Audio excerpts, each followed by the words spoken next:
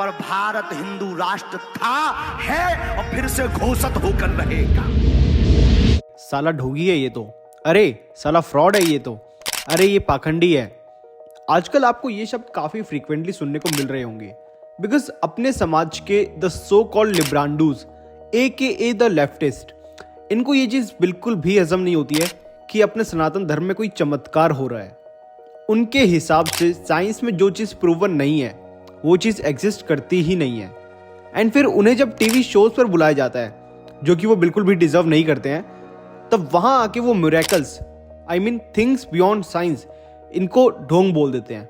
और अपनी younger generation ऐसी लेफ्टिस्ट इन्फ्लुएंसर्स की बातों में आके उन्हें सच मानने लग जाती है।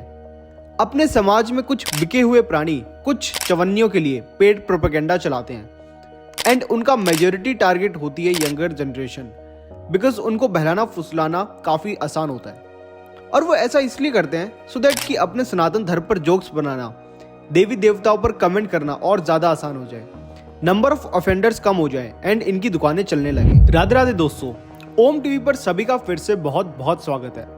दोस्तों, आज का हमारा टॉपिक ऑफ डिस्कशन शुरुआत में तो आपको काफी क्लीशे लगेगा बिकॉज सबने ये टॉपिक कवर कर लिया है कब का, बट जैसे कि सिक्के के दो पहलू होते हैं वैसे ही हमारे आज के इस टॉपिक के भी दो साइड हैं। एक साइड तो वो है जिसे पेड प्रोपेगेंडा कहा जाता है और वो एक्चुअल पेड प्रोपेगेंडा होता है। दूसरा साइड अवेकन सनातनी का है जिसे द सो कॉल्ड इन्फ्लुएंसर्स पैसे लेके प्रोपेगेंडा कह रहे हैं। अब चलिए बिना किसी फर्दर डिले के आज का टॉपिक डिस्कस करते हैं। अब आपको लग रहा होगा कि अरे यार ये भी वही सेम चीज बकने आ गया कि ये चमत्कार ही है वगैरह वगैरह। ठीक है, मैं आपको ये चीज प्रेशराइज नहीं कर रहा हूं कि आप भी इस चीज में माने और अंधभक्त बन जाएं। नहीं, ऐसा नहीं है, ना ही मैं इस तरह का अंधभक्त हूं। बट मैं आप लोगों की आंखें खोलना चाह रहा हूं कि जैसा कि लोग बोल रहे हैं कि जो पंडित धीरेन्द्र शास्त्री कर रहे हैं वो जादू टोना है, पाखंड है, ढोंग है, उससे आप इस हिसाब से भी देखिए कि ये वही लोग हैं जो दूसरे धर्मों में ऐसा कुछ होता है तो उसे मिरेकल बोलने में भी टाइम नहीं लगाते हैं। जैसे कि मैं आपको एक एग्जांपल देता हूं। कॉन्जरिंग नाम से हॉलीवुड में एक हॉरर फिल्म है एंड आई गेस आपने सबने वो मूवी देखी होगी, और अगर देखी भी नहीं है तो उसका नाम तो जरूर सुना होगा। उस मूवी का बेसिक प्लॉट है इंसान के अंदर से आत्मा भगाने का एंड वो movie based on true events है as mentioned in the film itself. तो इस कारण कई लोग उस चीज को सच ही मानते हैं एंड मे बी वो सच होगी भी।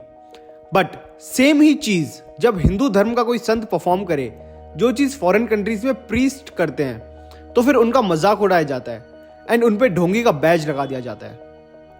मेरे कहने का ये मतलब है कि आप लोग अंधविश्वास में बिलीव मत करो, चाहे वो कोई से भी धर्म का हो, but there is a term called beyond science and this thing exists. अब आते हैं कन्वर्जन AKA धर्म परिवर्तन पर। दोस्तों, इतिहास को जिस रूप में पढ़ाया जाता है वो उसी रूप का हो जाता है। ऐसा ही होता आ रहा है मदर टेरेसा की हिस्ट्री से। आपको, मुझको, हम सभी को ये पढ़ाया गया था कि मदर टेरेसा बहुत बड़ी समाज सेविका थी। सोसाइटी के वेलफेयर के लिए उन्होंने बहुत कुछ किया था। इंडिया में उन्होंने एक NGO खोली थी जिसका नाम था मिशनरी ऑफ चैरिटी, पर एक्चुअल में वो समाज सेवा की आड़ में लोगों का जबरदस्ती धर्म परिवर्तन कराती थी। देखिए, गरीबी और भूख इनका कोई धर्म नहीं होता है। ये दो चीजें इंसान के प्राइमरी कंसर्न होते हैं, रिलीजन इनके बाद आता है। मनुष्य पहले अपना सर्वाइवल देखता है, बाद में अपना धर्म, और इसी चीज का फायदा उठाया था मदर टेरेसा ने। मदर टेरेसा की स्टोरी मैं आपको कभी और कोई दूसरी वीडियो में बताऊंगा।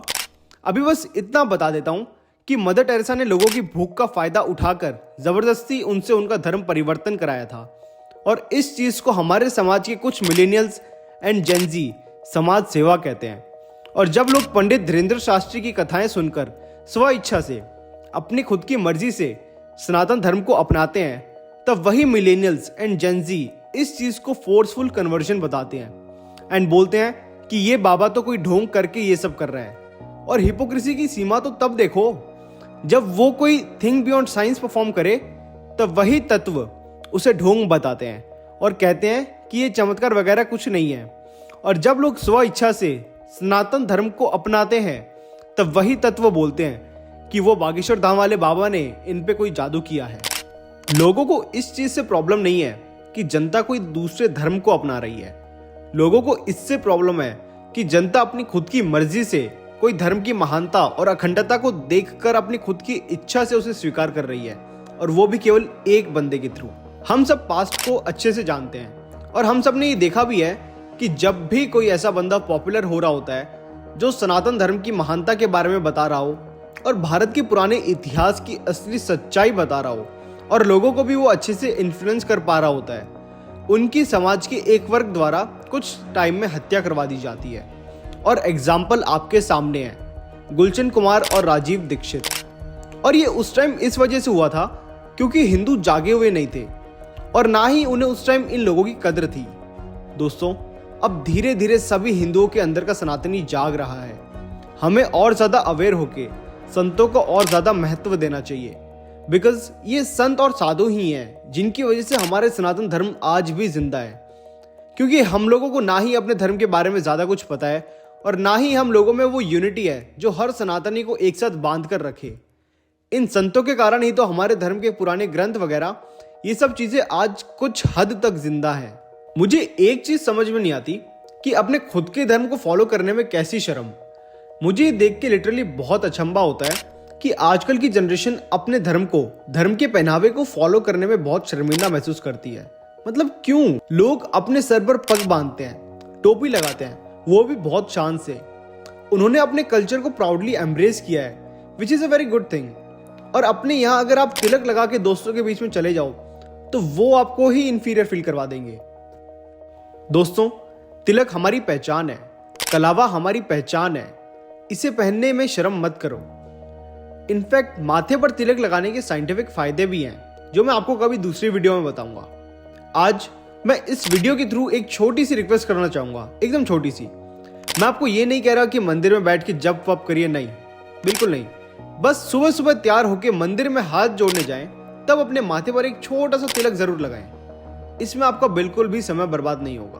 पर एक चीज है, आजकल अपनी जनरेशन मतलब यूथ भी कल्चर वाइज काफी एक्टिव हो रही है और ये देख के मुझे काफी गर्व महसूस होता है। और पंडित धीरेन्द्र शास्त्री जैसे युवा अपने धर्म को जोड़ने में जोरों शोरों से लगे हुए हैं, जिससे इन्फ्लुएंस होकर अपनी यंगर जनरेशन भी इस काम में एक्टिव हो रही है और ये देख के सीना गर्व से चौड़ा हो जाता है। अंत में यही कहना चाहूंगा कि दोस्तों, अपने धर्म को मत भूलो, अपनी संस्कृति को मत भूलो।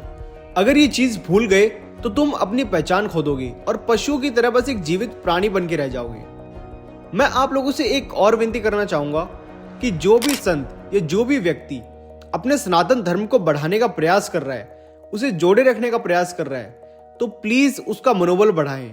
और अगर आप कुछ कर नहीं सकते हैं तो एटलीस्ट उनका मनोबल तोड़िए भी मत। तो दोस्तों, ये था हमारा आज का वीडियो। अगर आपको वीडियो के थ्रू कुछ अच्छी शिक्षा मिली हो या कुछ अच्छा सुनने को मिला हो तो चैनल को सब्सक्राइब करके हमें जरूर सपोर्ट करें और वीडियो को लाइक करना ना भूलें। तब तक के लिए राधे राधे।